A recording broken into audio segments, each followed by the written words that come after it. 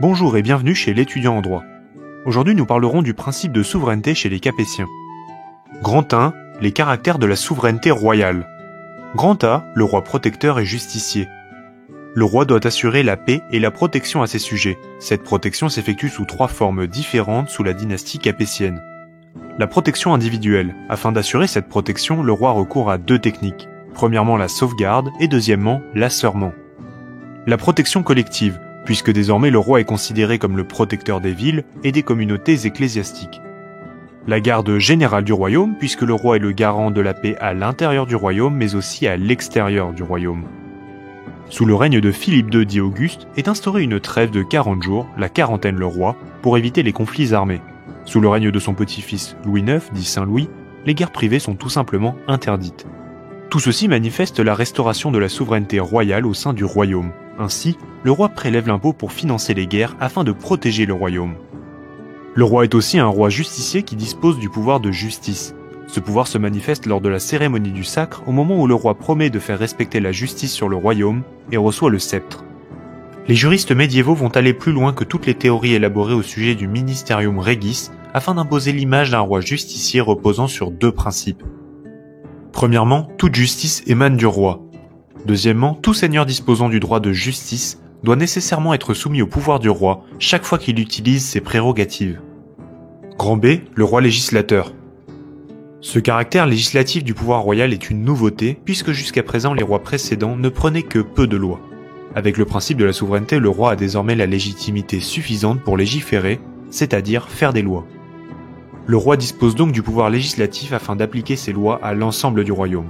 Cependant, si la théorie lui octroie un tel pouvoir, il en va différemment dans la pratique, puisque le roi ne parvient toujours pas à édicter de nombreuses lois. Grand 2, la reconquête politique des Capétiens. Grand A, la reconquête par la guerre. Le roi de France a dû s'imposer face aux seigneurs dans le cadre de la féodalité, notamment en ayant recours à la force. C'est pourquoi le roi parvient désormais à partir en guerre en dehors de son domaine royal. Le roi Louis VII par exemple est très souvent en conflit avec les grands du royaume. Néanmoins, en 1149, il parvient à mobiliser les seigneurs pour faire la 2e croisade. Cette mobilisation des grands du royaume est le signe manifeste de la souveraineté imposée par le roi. Néanmoins, le roi qui parvient véritablement à imposer pleinement sa souveraineté, c'est le roi Philippe Auguste. Non seulement c'est un roi guerrier, mais en plus c'est un roi diplomate qui parvient à quadrupler la taille de son domaine royal, ici en bleu. Désormais, une très grande partie du royaume est effectivement soumise à l'autorité royale. Grand B, la reconquête par le droit. Pour affirmer sa souveraineté, le roi a aussi recours au droit féodal et au droit privé. Le roi reprend ainsi 3 techniques du droit féodal. Premièrement, la commise qui permet de sanctionner la rupture par le vassal de son engagement envers le roi. Par exemple, en 1202, la cour du roi prononce la commise sur les fiefs français du roi d'Angleterre Jean Santerre, puisque ce dernier refusait de se présenter à son propre procès. Ces fiefs français représentaient une grande partie du royaume de France à cette époque. Deuxièmement, la réversion de fief qui permet au roi de récupérer les terres d'un seigneur mort sans héritier.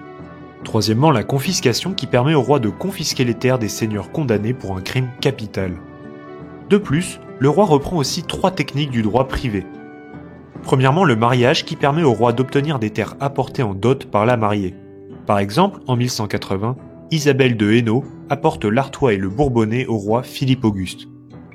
Deuxièmement, les acquisitions par voie de succession qui permettent au roi de récupérer des terres en tant qu'héritier. Enfin, l'achat qui permet au roi d'acheter le fief d'un seigneur, comme ce fut le cas en 1349 pour le Dauphiné. Conclusion. En conclusion, l'affirmation de la souveraineté chez les Capétiens s'est faite grâce à la théorisation de la doctrine de la souveraineté par les juristes médiévaux et par la reconquête politique du royaume par le roi de France. Cette reconquête obtenue par divers moyens lui permet ainsi de bénéficier pleinement du principe de la souveraineté et notamment des pouvoirs qui en découlent.